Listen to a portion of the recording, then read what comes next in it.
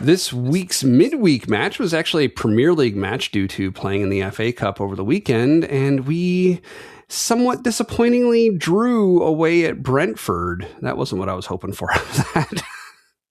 No, I mean, I kind of hope we talked about this last week. It was a distinct possibility. Brentford is a very tough team. Is a solid team. They're a tough team to play at home. In a lot of ways, they are a mirror image of us. That their great strength is set pieces, as we'll talk more about.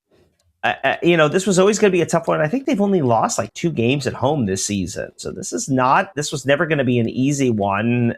And unfortunately, and I think our play kind of deserved this. Unfortunately, we just weren't able to convert some chances, and neither were they. And so we both teams leave.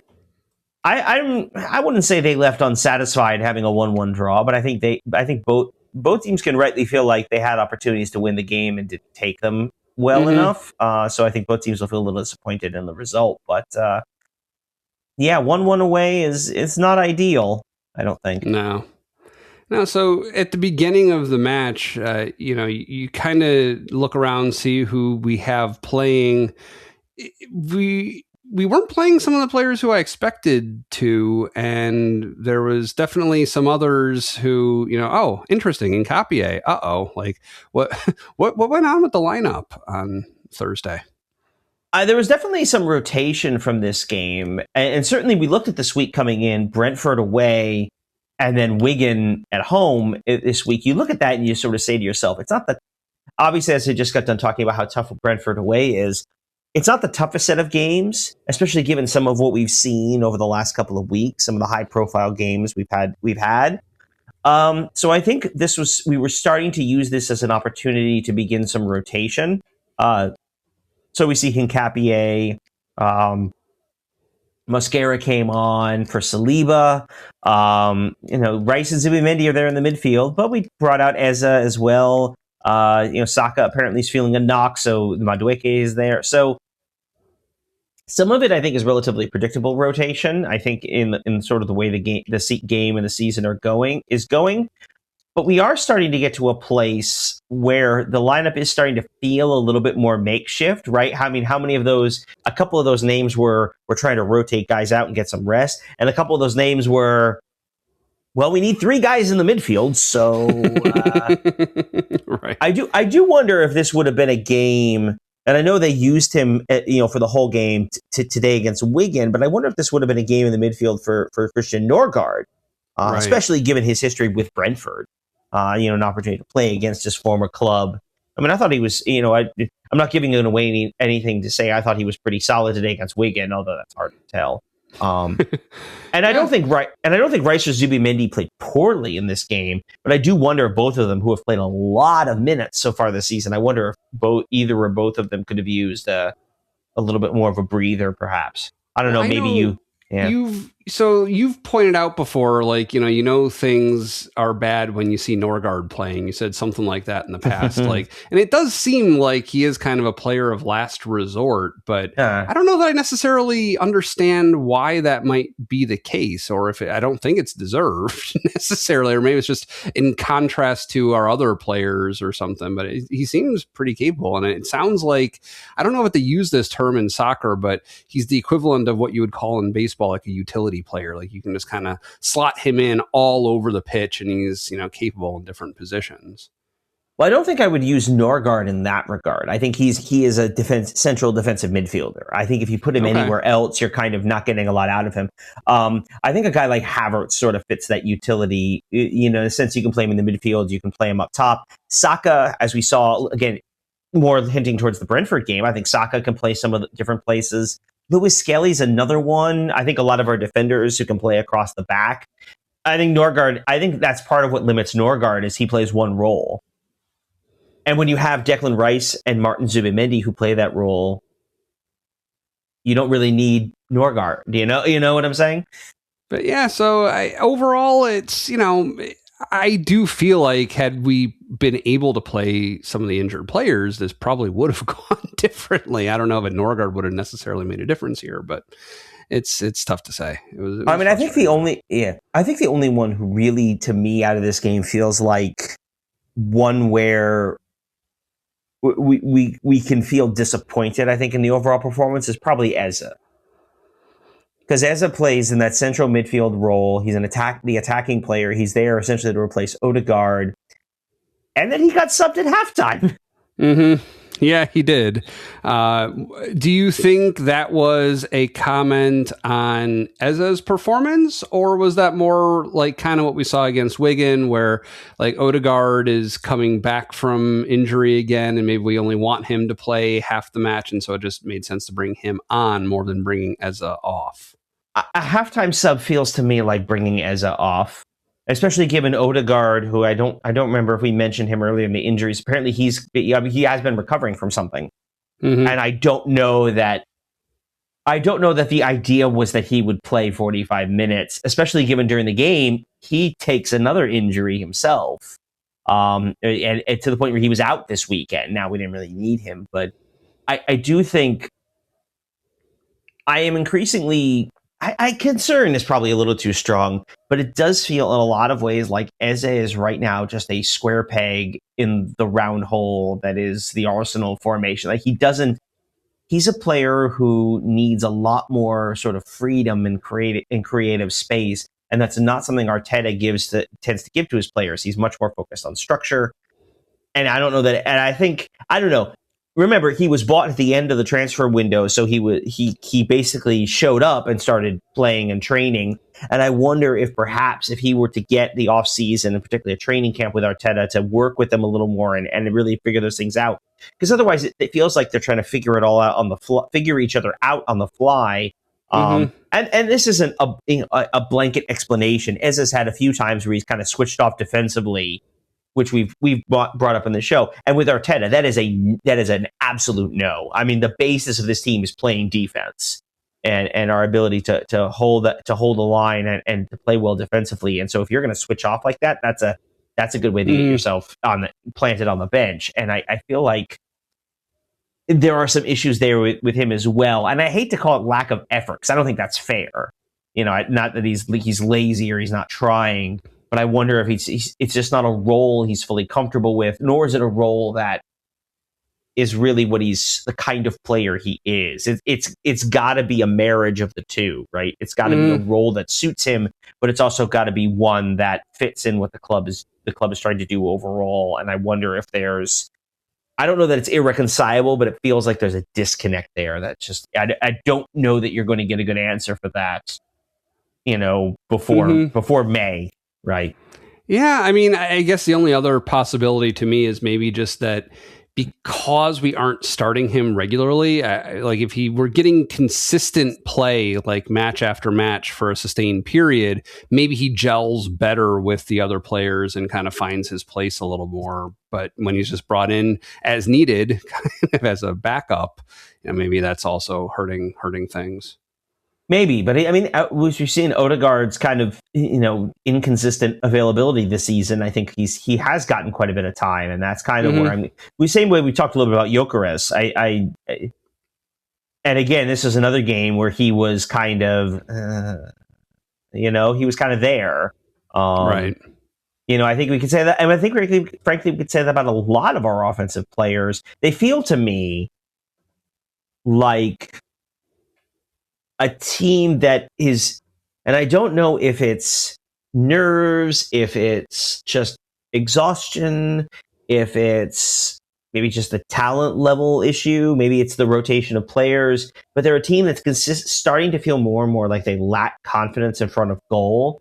I mean, how many times do you see guys maybe take an extra touch if they just fired it in? Now, it's hard to really say, because of course we don't see what they're seeing. Our view is of course blocked off, from the side.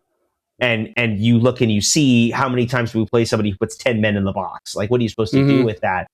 But the real answer is, well, you figure it out, right? I mean, you have to figure that out and have to be able to score goals. And when we, it does feel like at times we do get in our own heads a little bit.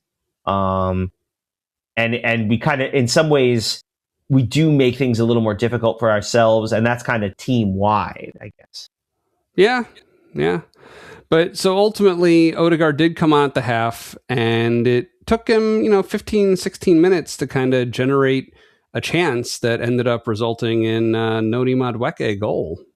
Yeah, I mean, Pierre Hincapié with the cross. I thought he was really good in this game. He's been a really good addition this year. I think he's one of those where someone made this comment in the pub the other week. He said like Hincapié is the kind of guy that maybe like 10 years ago, sort of late Wenger, or even during the Emery phase, or even earliest days of Arteta, Hincapié is a guy we would have bought and immediately would have been the best player in our defense.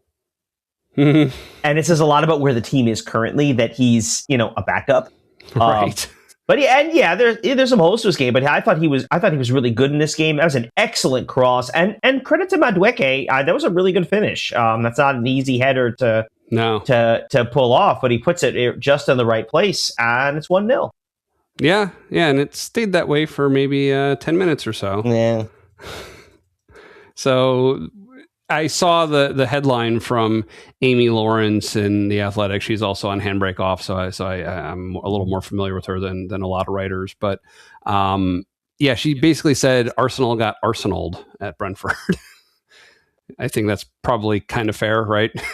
I mean, we talked about the things that make this difficult. In some ways, it's the thing that makes it difficult for us, as Brentford are really our mirror image. They thrive off set pieces. I mean, like if you look at them, you may remember the name Nico Jover, our set piece coach.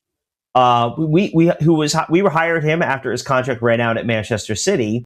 Before he was at City, he was at Brentford.